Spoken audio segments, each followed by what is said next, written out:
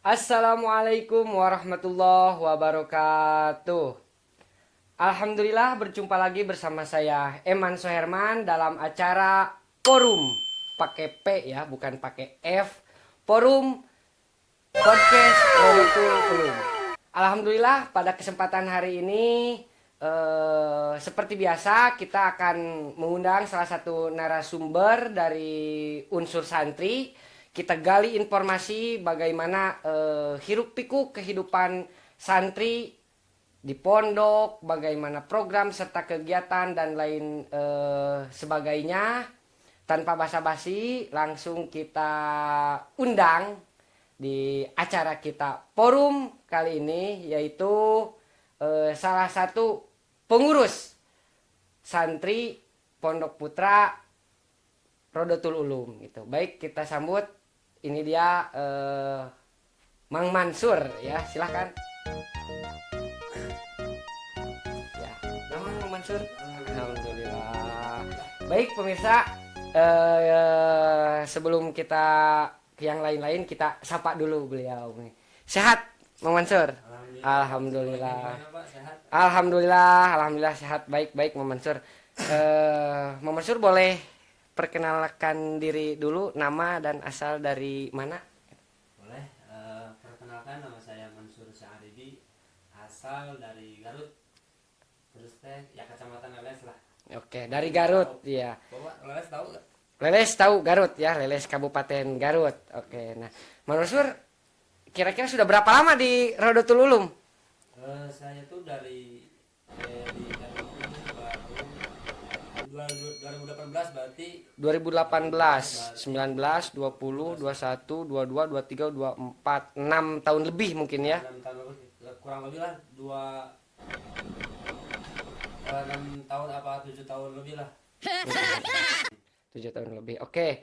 Baik, Man Mansur, sebelum mondok di RU nih, sebelum mondok di RU, apakah ada pengalaman lain misalkan mondok di pondok pesantren yang lain atau bagaimana? Mungkin bisa diceritakan, Man Mansur? Sebenarnya sih saya belum pernah ya Pak mondok di pesantren lain, cuma Oke. pertama ya di sini gitu. Pertama di sini, oke. Tapi asalnya saya tuh sebelum ke sini ya saya kan udah beres SMA tuh, sekolah Oke. SMA. Pasti kan di situ ditanya sama guru-guru sekolah tuh untuk jalurnya mau kemana, mau kerja Iya, apa mau kemana lah. iya betul. Nah saya tuh yang milih kerja dulu lah. Oh, sempat kerja dulu berarti. Sempat kerja dulu. Berapa lama tuh kira-kira, Mas? Pertama sih kerja di mana ya? Di Tangerang. Tangerang. Jakarta. Wah, jauh ya. Malahan enak sih di bagian bandara Soekarno Hatta tuh. Soekarno Hatta, Di bagian bandara. gudang. Gudang, oke. Selama 3 bulan. 3 bulan, oke. Setelah itu? Setelah itu ya pulang lagi mau tujuannya mau belajar agama, tapi kan ya orang tua namanya kan Iya, betul. biaya, jadi pingin mondok tapi Yang biaya terjangkau dari mungkin ya. sendiri, ya gitulah.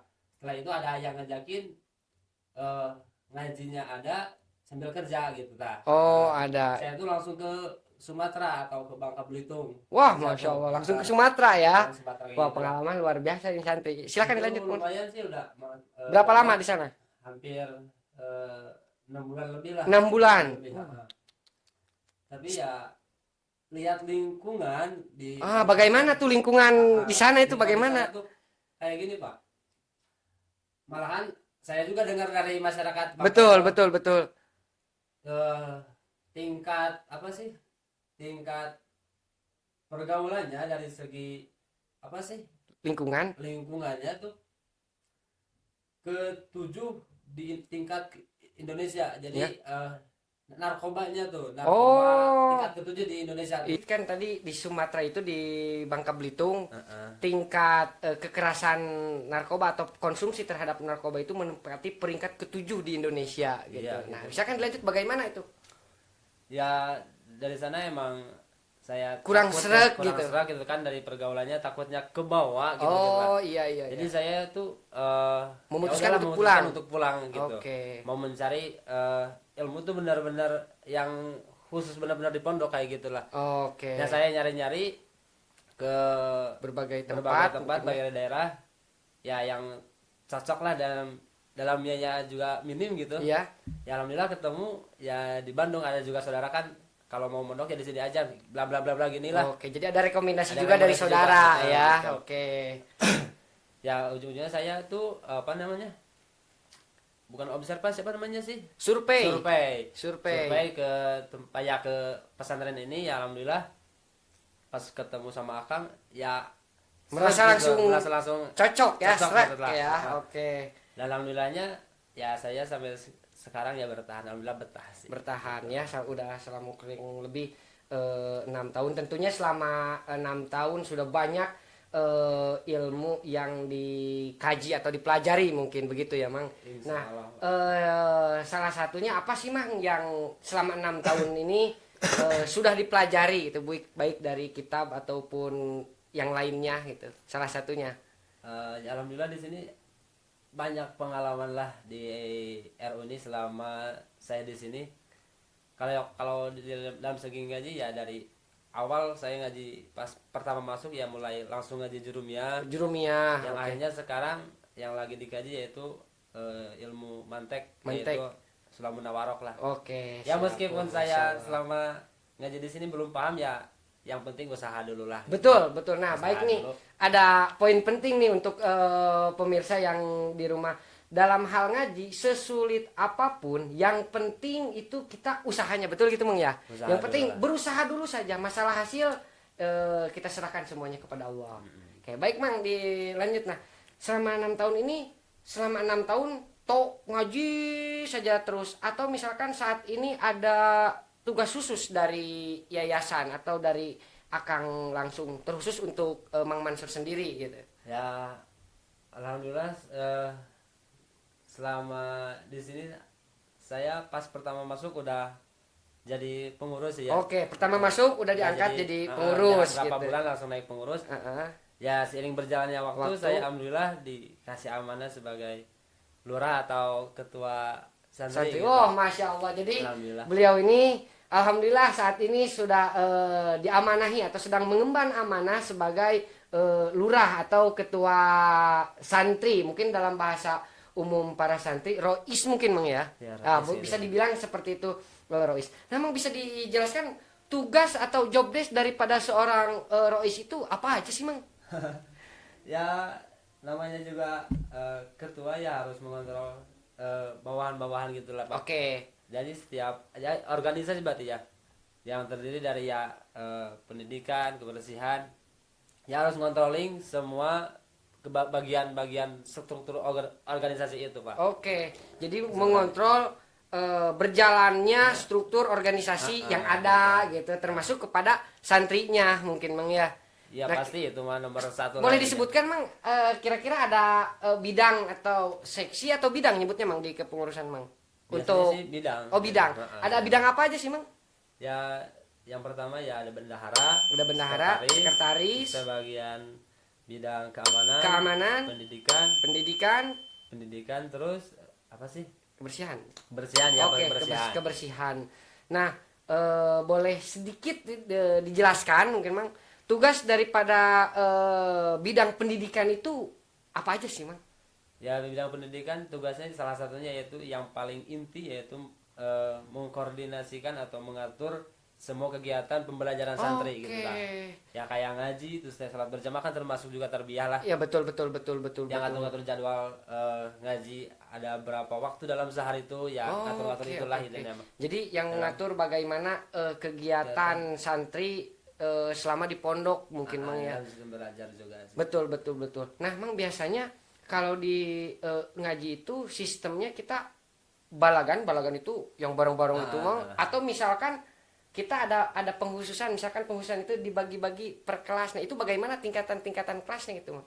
Ya di sini tingkatannya di per kelas sesuai Oh, di per kemampuan kelas. masing-masing. Oke, Ya. disesuaikan dengan kemampuan masing-masing. Nah, dari mulai tingkat terendah sampai teratas ada apa aja Mang itu Ya, tingkatan? kalau tingkat bawah yaitu pertama yang mubtadiin. Mubtadiin. Mubtadiin. Yang Oke. kedua yaitu ibtida. Ibtida, Yang ketiga itu sanawi. Sanawi. Sanawi 1, sanawi 2, sanawi 3 dan sampai aliyah gitu. oh aliyah. Oke, berarti dari dasarnya itu mulai mubtadiin dan sampai tingkat tingginya itu sampai aliyah Iya, gitu ya. aliyah gitu. Oke, baik Mang.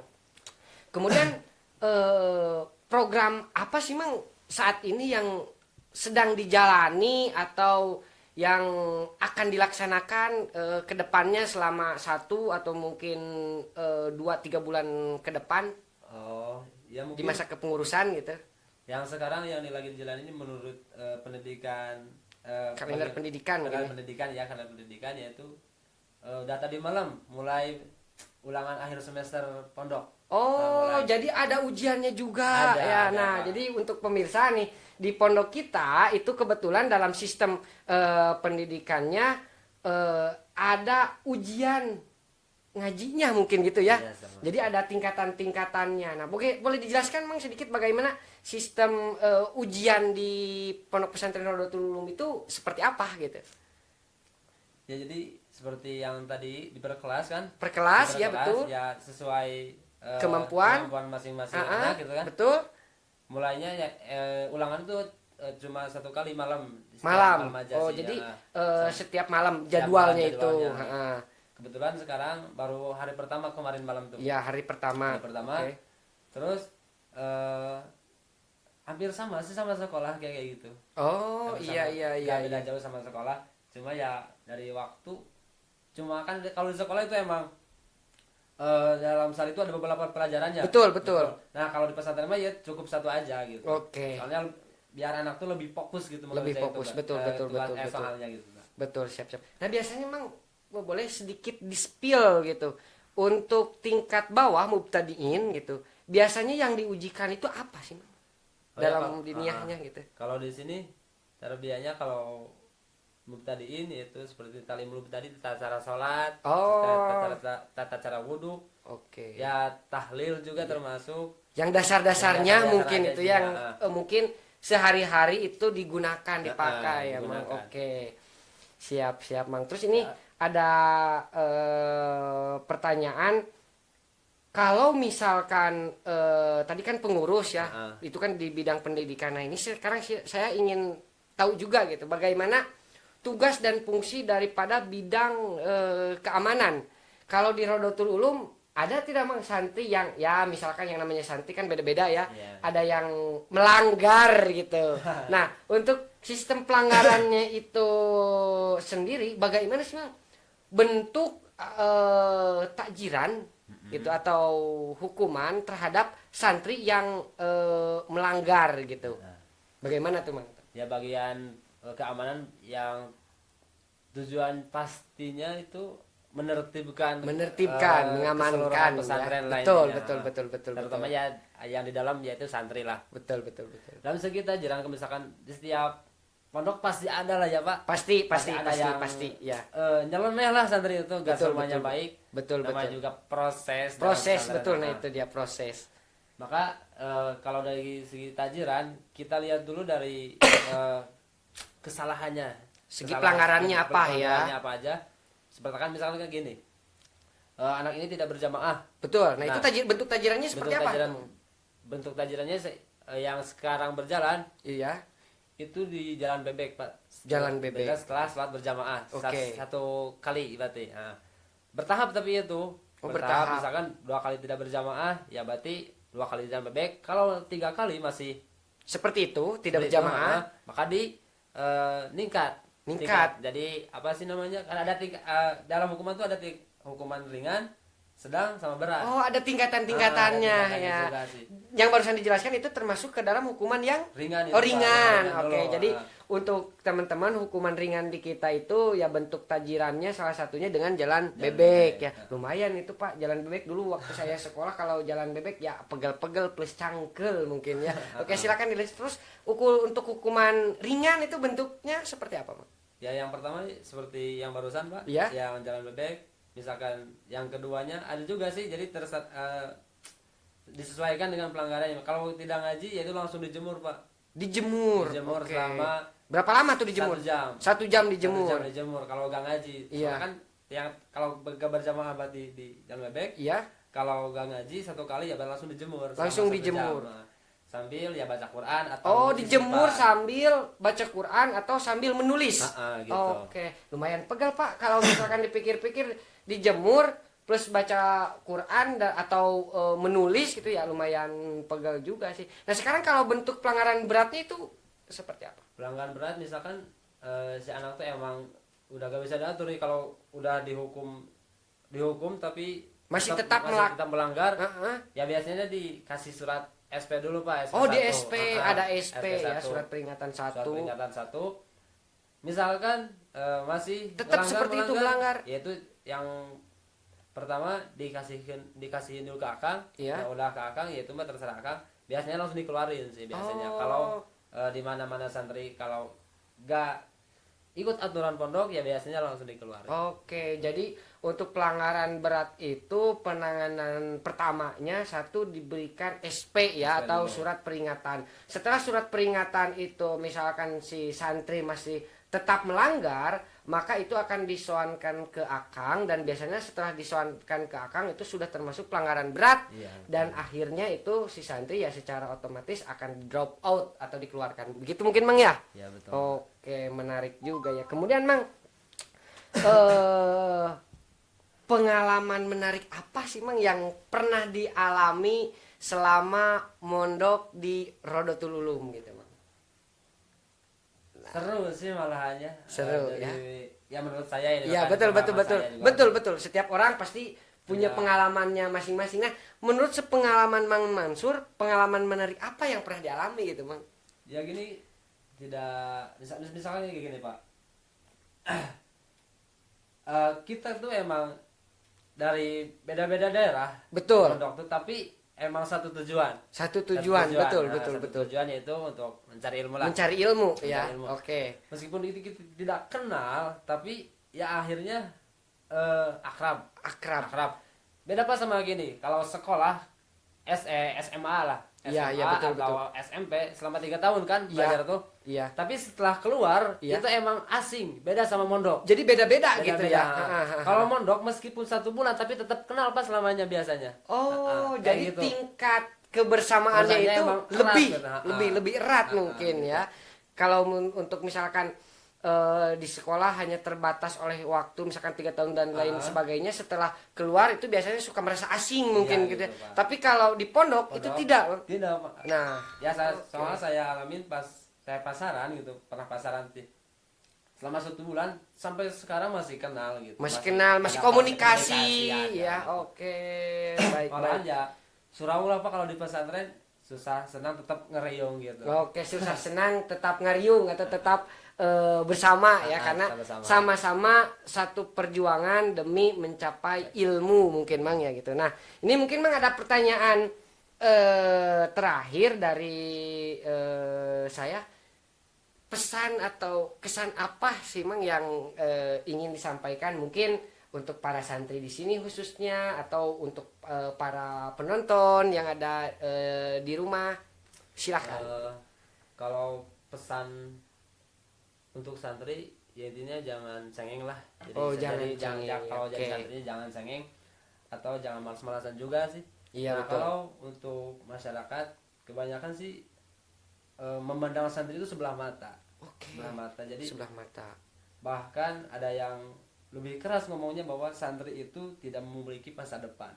Waduh, Ada juga yang kayak gitu. suram kali Mang ya. Ya sih, malahan ya saya juga kok punya pemikiran kayak gitu sih. Padahal realitanya bagaimana tuh Mang? realitanya banyak kan dari tokoh-tokoh yang tadinya mondok menjadi Sukses sukses. Contohnya seperti siapa sih? Presiden itu Pak? Pak Jokowi. Bukan, itu siapa? Yang wali-wali itu tuh. Gus Dur. Almarhum Gus Dur. Almarhum Gus Dur kan itu lulusan dari pondok tapi bisa jadi Presiden. presiden. Nah, Dia betul bisa sekali ya. bisa diambil, ya itu keluaran pondok. Betul Pondok. betul.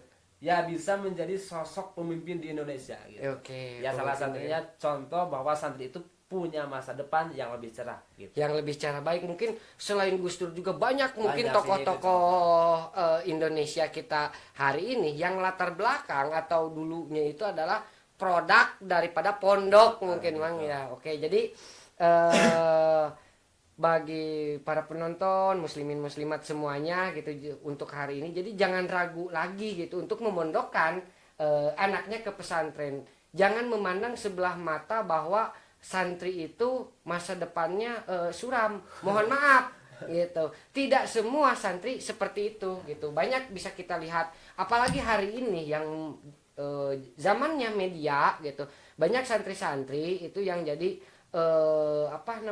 konten kreator dan lain sebagainya, seperti yang saya tahu itu ada Cep Sanud ya, Cep Sanud dan lain sebagainya. Mereka kan berlatar belakangkan santri. Kemudian kemarin di podcast pembuka gitu, pimpinan kita pernah mengatakan bahwa santri harus serba bisa, jangan kalah sama yang lain.